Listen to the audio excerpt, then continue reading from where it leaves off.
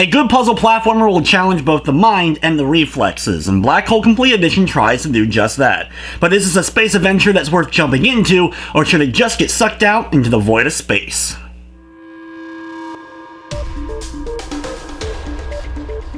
Blackhole Complete Edition is a pretty challenging puzzle platformer that will have you on your toes as you're trying to figure out exactly what is the best way to approach each of the game's levels and puzzles. While it starts off pretty simplistic, it doesn't take long for the difficulty to start to ramp up. A large amount of the game's puzzles revolve around gravity, changing it up in different directions in order to get a different perspective of the level you're currently on. And you'll have to constantly be doing this and figuring out what exactly the best direction of the layout of the level is so that you'll be able to grab all the items in the stage and then be able to complete it. Each level in the game contains a different amount of self-burns. These are basically the collectible item in the levels. You need to get at least one in order to access the exit and complete the stage, but getting them all and trying to get as many as possible will help you get into certain areas you wouldn't be able to, and you do need certain amounts at certain points in order to activate switches and get farther into the different worlds. You also need a certain amount in order to help repair your spaceship.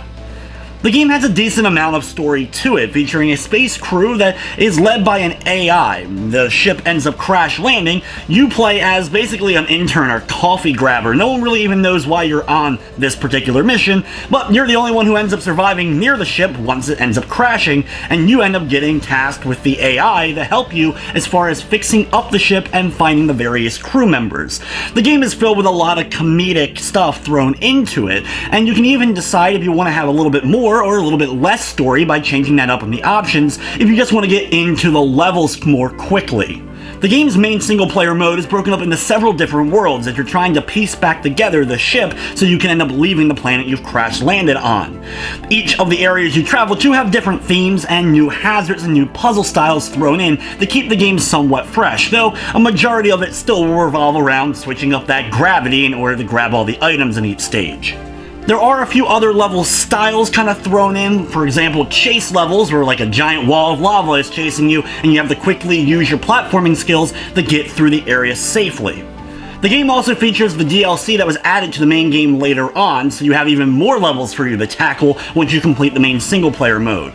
The game also features two different difficulties. The main standard difficulty, which basically means anytime you end up dying in a level, you'll reset to the very beginning of the level, losing everything that you've done in it, as well as you have the mode where you can basically kind of save state. You can put yourself at a location and then attempt to jump and then reload back to wherever you saved that spot. So it's kind of a fail-safe, so you can try and try again without having to redo the entire level.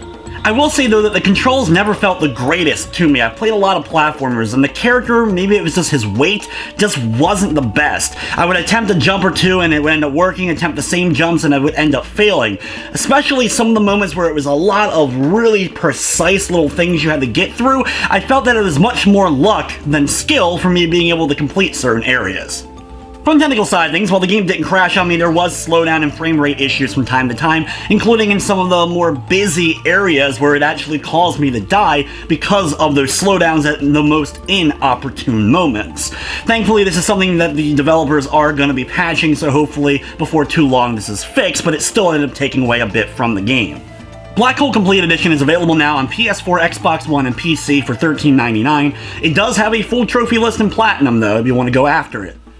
Overall, Blackhole Complete Edition has a lot to offer as far as the amount of levels that you'll be able to complete if you end up getting into the style of puzzle platforming that's involved here. It just didn't really do enough to win me over, as well as a few minor platforming and technical issues that ended up throwing it off. With everything said, I'm going to be giving Blackhole Complete Edition a 6 out of 10. But anyway guys, it's going to wrap up this review. I'd like to thank you for watching, and of course I hope you enjoyed.